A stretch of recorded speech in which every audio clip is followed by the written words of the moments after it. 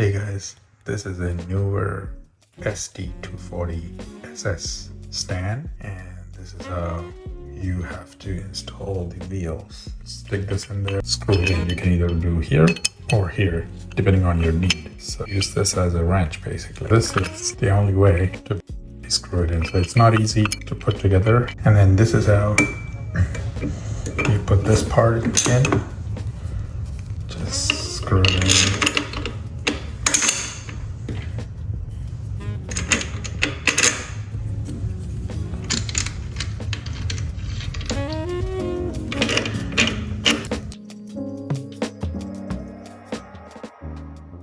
None of the tools that they sent actually work with any of these, so I have no idea why they even sent those. I can't really use it to tighten this, and these are basically the same parts, and the instructions are pretty poor. Just ask you to put this in, align it,